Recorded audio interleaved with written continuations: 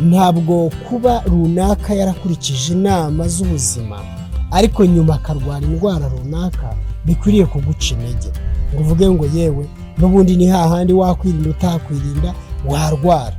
Buriya kwirinda bitugirira akamaro mu bintu byinshi cyane, ntabwo ari mu kutarwara indwara z'umubiri gusa. Ikintu Imana itwifuriza ni ukugira imitekerereze mizima, kugira umutima n'amarangamutima bikora neza, imibanire yacu n'Imana bihagaze neza, kandi n'imibiri yacu ikaba mizima. Ariko n'igihe turwaye imibiri yacu ntigore kuyivura.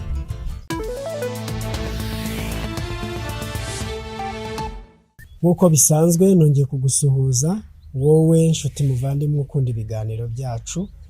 Ubuntu bw'Umwami wacu Yesu Kristo bubane nawe.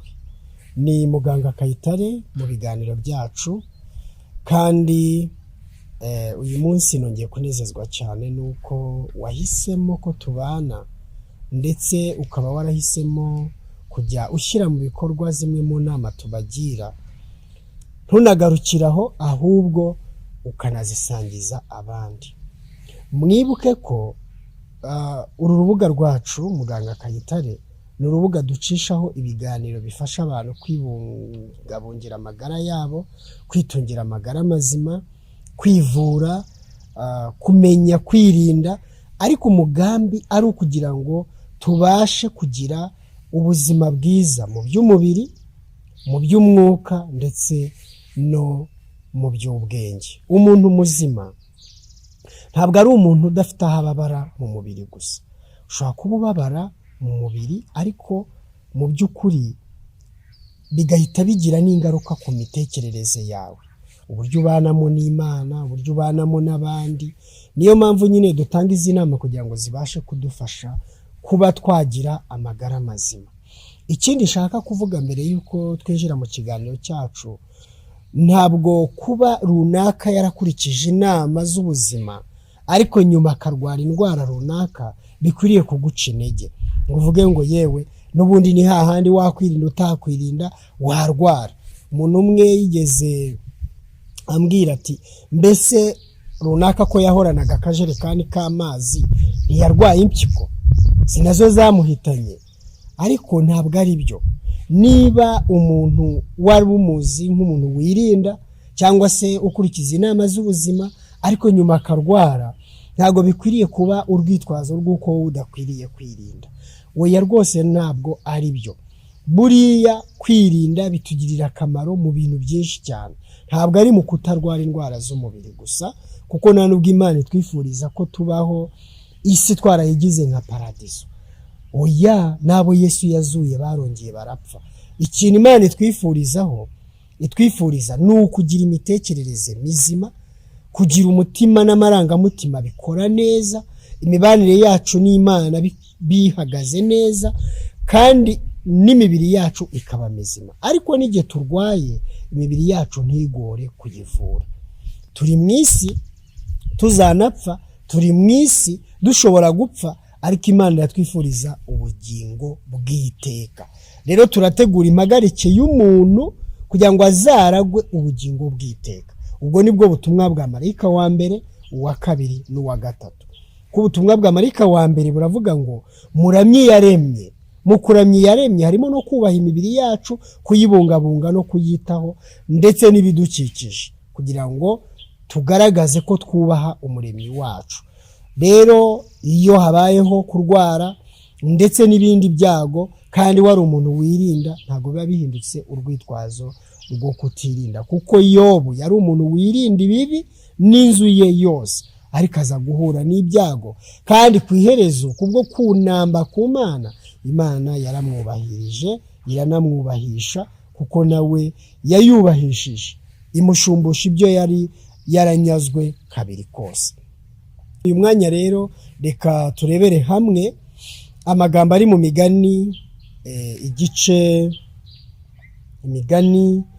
igice cya 11 umurongo wa 3 kugira ngo tunatangire.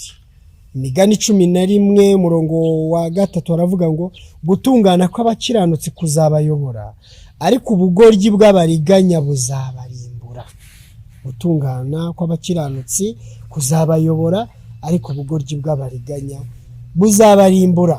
Niba uhisemo kuyoboka Imana, zirikana kuko gukiranuka kuzakuyobora no mu nzira iruhije, ndetse ntuzatinya kuvuga nka Dawidi ngo naho nanyura mu gikombe cy'igicucu cy'urupfu sinzatinya, kuko ndi kumwe nawe Mana. Reka rero muri uyu mwanya nezezwe cyane inshuti no kuganira namwe, tubashimira mwebwe muduhamagara, mutwandikira ku rubuga rwacu no ku nomero zacu za WhatsApp, abatwandikira kuri mail, abatwandikira binyuze mu bundi buryo nka message, batubaza, badushimira, batugisha inama. Ibyo twebwe ntabwo tubyinubira, ntabwo rwose tubasha kumva ko bituremereye, ahubwo biratunezeza. Wowe muntu w'Imana rero, uri mu Rwanda, uri Uganda, uri muri Congo, i Burundi, muri Amerika, Canada, Australia ndetse no mu bihugu by'Uburayi, ndagushuhuje cyane. Tugiye kuganira ibintu 6 soda bicarbonate imarira umubiri wacu.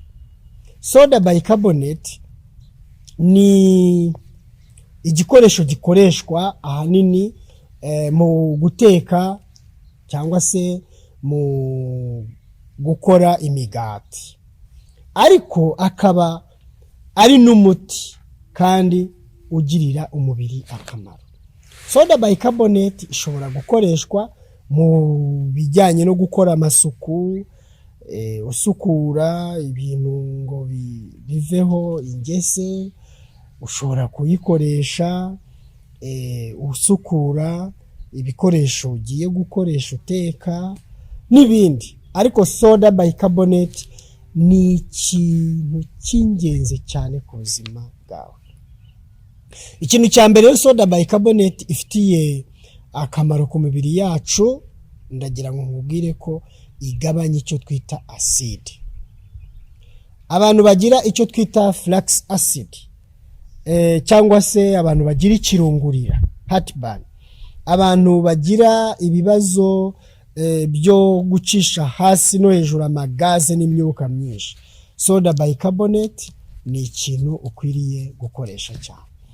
Icyo ukora ni iki: fata agace gato k'akayiko gatoya, nka 1/4 cy'akayiko, shyira mu gakombe k'amazi y'akazuyaze, vanga nk'umunota, hanyuma unywe buhoro buhoro, kubera ko ayo mazi aba ameze nk'umunyu. Ntabwo ari byiza kuyanywa ashyushye, ushobora guhita ugira isese mu kanaruka.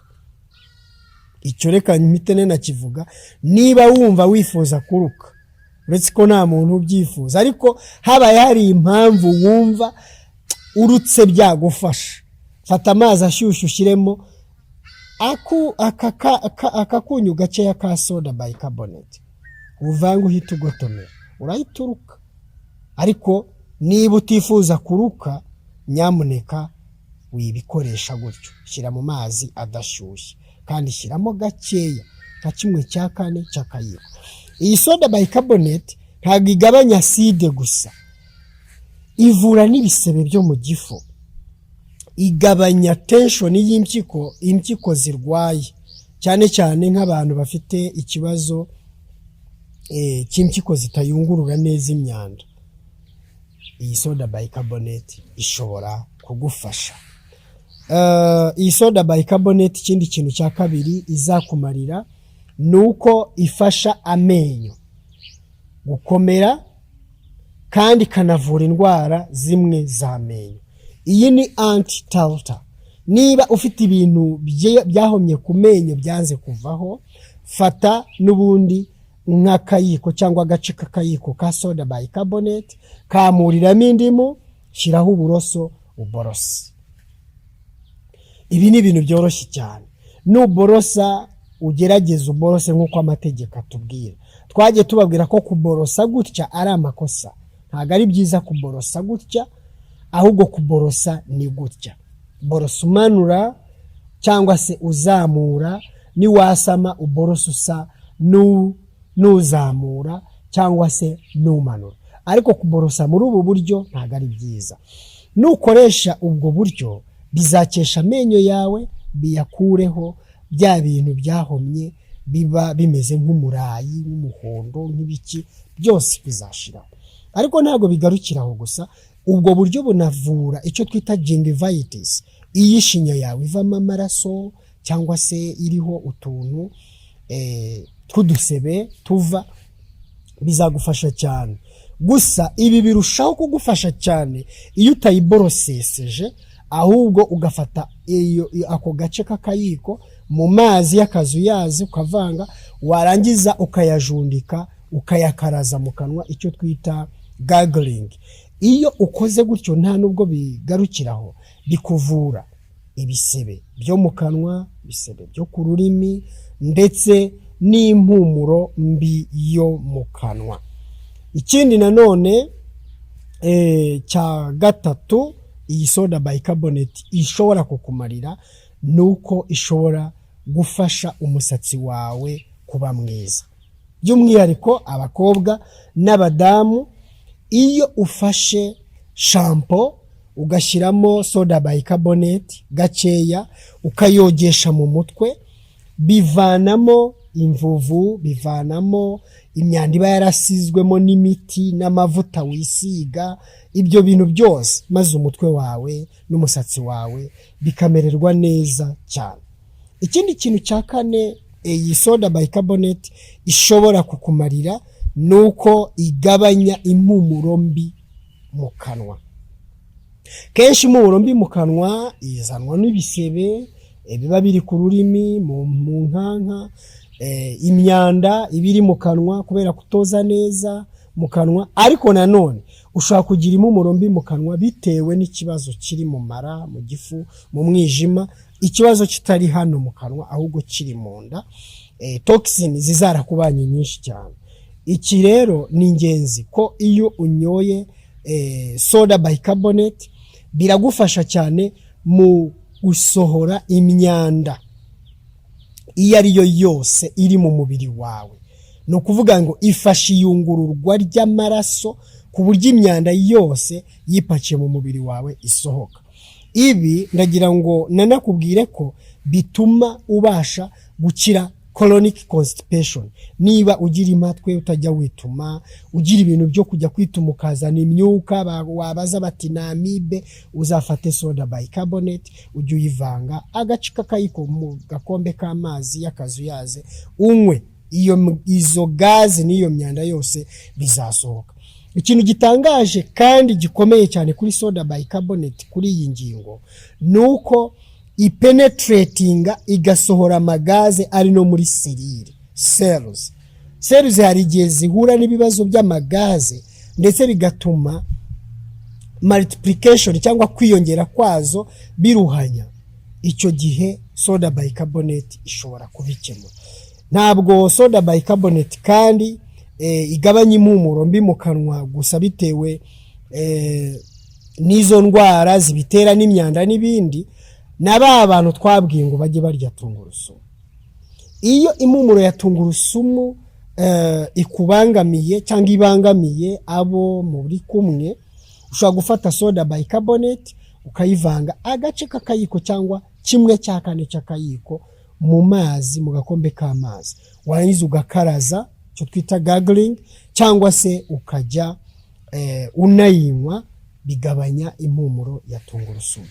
Ikindi kintu cya gatanu ntabura kukubwira gifasha cyane ubuzima bwawe ukoresheje soda bicarbonate ni ku ndwara z'uruhu, cyane ibisebe.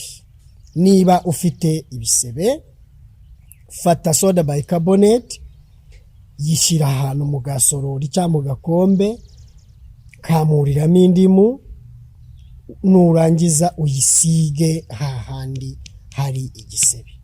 N'ubushye nuko.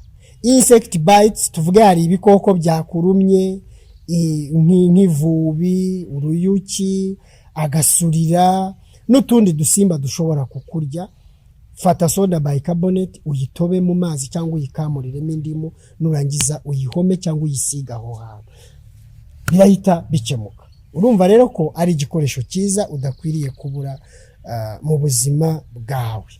ndagira ngo nanone kandi nkubwire ko soda bicarbonate ni nziza cyane ku bimeme. Ibimeme, niba ugira ibimeme, yitobe ukamuriyemo indimu uyisige mu bimeme, izagufasha cyane. Ntabwo nabura kukubwira ko soda bicarbonate nanone ari nziza cyane kuri sinuses, abantu bagira ibibazo by'amasinezite cyangwa se abantu bagira ibibazo byo kwitsamura cyane, gukuba amazuru, gukuba amaso, kumva ashaka kwikokomora ikintu kiri mu maraka. Soda bicarbonate nuyinywa izagufasha kuri icyo kibazo. Ushobora kwibaza uti mbese nka soda bicarbonate cyangwa se baking soda nayikurahe? Birashoboka ko waba utanayizi, ariko benshi barazizi, usanga baba banazifite mu rugo ariko wenda batazi ko zishobora kubakorera ibintu bikomeye nk'ibi.